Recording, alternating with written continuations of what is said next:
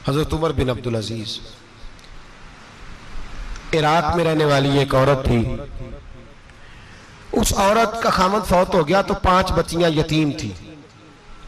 वो इराक से चली और जनाब उमर बिन अब्दुल अजीज के पास आई कि आप मेरी बच्चियों का वजीफा लगा दें। वो कहती है जब मैं पहुंची ना, यहां तो अब तो इस्तकबाल, आना जाना बड़े मामलात हैं। अब तो बच्ची की बारात आए और 5, 7, 10, 20 लोग दरवाजे पे खड़े ना हो तो बारात नाराज हो जाती है, कहते हमारा इस्तकबाल ही किसी ने नहीं किया। तो इस्तकबाल तो अब इस तरह है जिस तरह नशा नहीं होता, ये इस्तकबाल की हालत है, अमीरों से लेके गरीबों तक।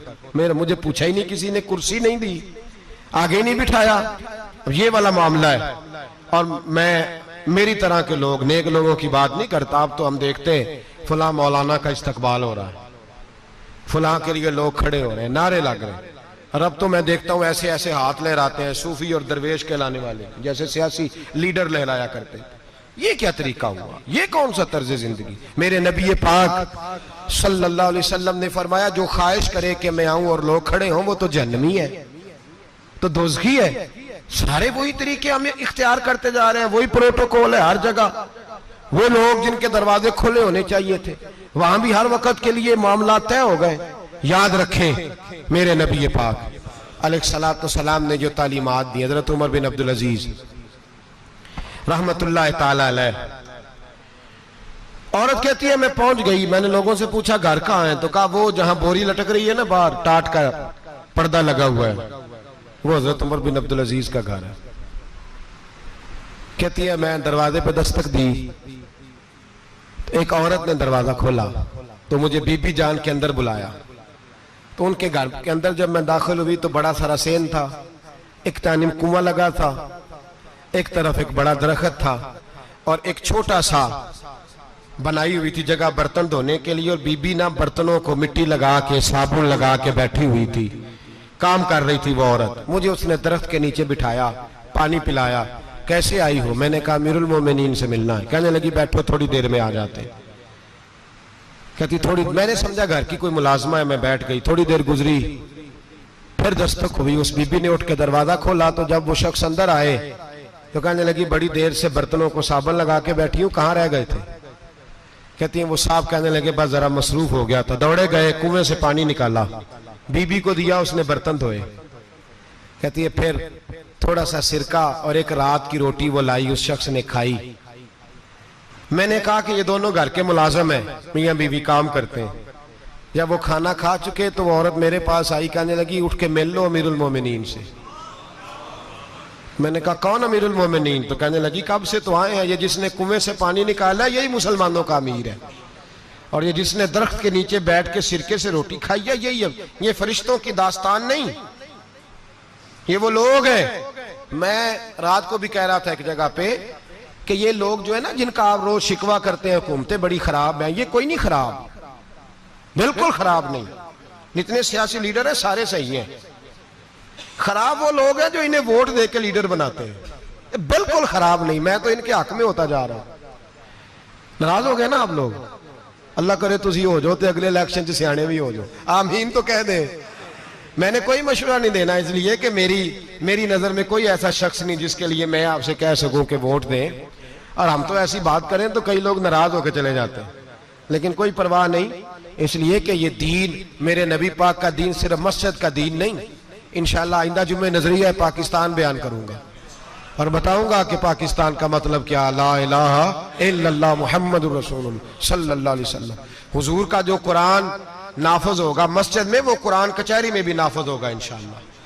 और वो कुरान नाफज होने आया है, असेंबलियों में वही कुरान नाफज होगा इंशाअल्लाह। और यही चिराग जलेगा तो रोशनी होगी। बयान करेंगे और डट के बयान करेंगे, आपको बताएंगे। बात जो बात समझा रहा हूं फिल वक्त वो समझे, मुजरम वो नहीं जो बड़ा बन के लूटता है, मुजरम वो है जो उसको सपोर्ट करता है, जिसने उसे बड़ा बनाया है। ये याद रख लें, हमारी कोई बचत नहीं होगी, हमसे पूछा जाएगा। हम सारे कचहरी में खड़े होंगे, अल्लाह सवाल करेगा कि तुम बताओ तुम इनके मददगार क्यों बने थे, तुम सपोर्ट क्यों करते थे, ये पूछा जाएगा और हमने जवाब देना है। बहरहाल आमदाम बरसरे मतलब जनाब उमर बिन अब्दुल अजीज रहमतुल्लाह अलैह के वो बीबी गई तो कहने लगी कि ये अमीरुल मोमिनीन ने कहा, वो उठ के हाजिर हुई, कहा हुजूर मैं इराक से आई हूं, मेरा खामद फौत हो गया, मेरी 5 बेटियां हैं, वजीफा लगा दे। वो बीबी कहती है मेरा दिल था कि यतीम बच्चियों का 100 दिनार साल का लगा देंगे तो बड़ी बात है। कहती है जब मैं उनके पास गई तो हजरत उमर बिन अब्दुल अजीज को बताया तो वो रोने लग गए और मुझसे माफियां मांगने लगे। मैंने कहा हुजूर आप क्यों माफी मांगते हैं? तो कहने लगे इसलिए माफी मांग रहा हूं कि तू मेरी रियाया में थी और तेरी 5 बच्चियां यतीम थी, तुझे खुद चल के आना पड़ा है। मेरा काम था तेरी खबर लेता, माफ कर दे अल्लाह की रिजा के लिए।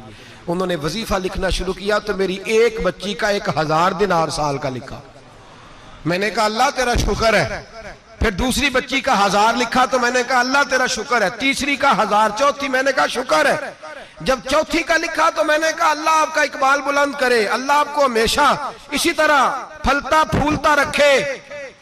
कहते हैं जनाब उमर बिन अब्दुल अजीज ने कलम रख दिया, फरमाने लगे मैं 5वीं का वजीफा नहीं लिखूंगा, 4 बहनों से कहना बांट के इसे भी दे दे। कहा हुजूर क्यों? आप फरमाने लगे जब तक तू अल्लाह का शुक्र अदा कर रही थी मैं भी रब से जुड़ा हुआ था और अल्लाह से डर के लिख रहा था। अब तूने मेरी तारीफ की है, अब मेरी जात आ गई है, अब मैं अगर ये वजीफा लिखूंगा तो इससे अल्लाह राजी नहीं होगा, इससे मेरे नफ्स में रिया पैदा होगी। अब मैं 5वीं का नहीं लिखूंगा, जा और जाके इराक के गवर्नर को दे। बीबी कहती है मैं घोड़े पे बैठी और मैं चंद दिनों के बाद इराक पहुंची। जब सवेरे आके मैंने वालिये इराक को रुका दिया तो वो चीख मार के रोया। मैंने कहा क्या हुआ? तो कहने लगा बीबी आज रात को हजरत उमर बिन अब्दुल अजीज का इंतकाल हो गया, फौत हो गए, तो इंतकाल कर गए। कहती मैं भी तड़प के रोई। मैंने कहा मेरी यतीम बच्चियों का क्या बनेगा? तो वो गवर्नर कहने लगा तेरे वजीफे जारी रहेंगे, तुझे मिलते रहेंगे। तो कहने लगी कैसे? कहने लगा मैं अगर तो गवर्नर रहा तो तेरा वजीफा जारी रहेगा और अगर गवर्नरी से उतर भी गया तो मैं जाती तौर पे मालदार हूं, फिर भी तेरी बच्चियों के माहाना पैसे पहुंचते रहेंगे। मैंने कहा तू क्यों देगा?